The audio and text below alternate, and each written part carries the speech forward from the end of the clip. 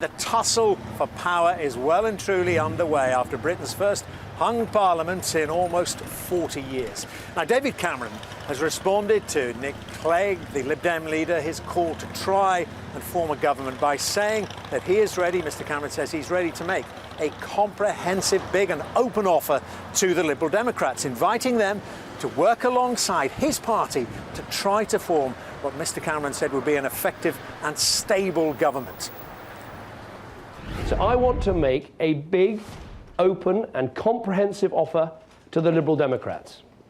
I want us to work together in tackling our country's big and urgent problems, the debt crisis, our deep social problems, and our broken political system. Let me explain. But Mr. Brown said he plans to hold on to the reins of power for the time being, but recognise the need for negotiation between the other parties. I have, of course, seen the statements of other party leaders. I understand and completely respect the position of Mr. Clegg in stating that he wishes first to make contact with the leader of the Conservative Party.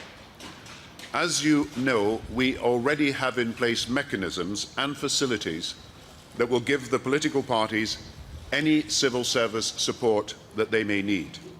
Mr. Cameron and Mr. Clegg should clearly be entitled to take as much time as they feel necessary. For my part, I should make clear that I would be willing to see any of the party leaders. Clearly, should the discussions between Mr. Cameron and Mr. Clegg come to nothing, then I would, of course, be prepared to discuss with Mr. Clegg the areas where there may be some measure of agreement between our two parties.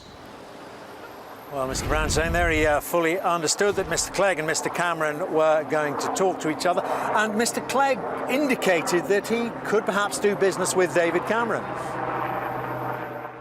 It seems this morning that it's the Conservative Party that has more votes and more seats, though not an absolute majority.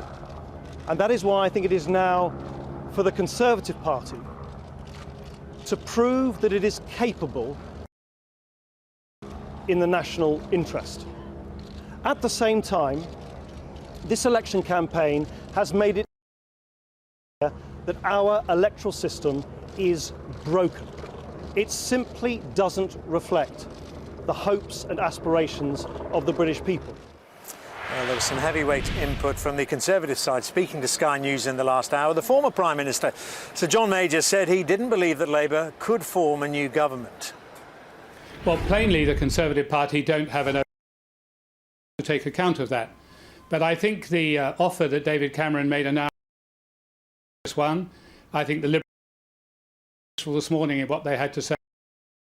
Think about it. We face very great. And if we are to ensure that we have a stable situation to deal with, I think it's important some form of agreement is reached between the Conservative Party and the Liberal Democrats. I don't believe a government that has just lost 100 seats and got would really be appropriate to deal with these problems.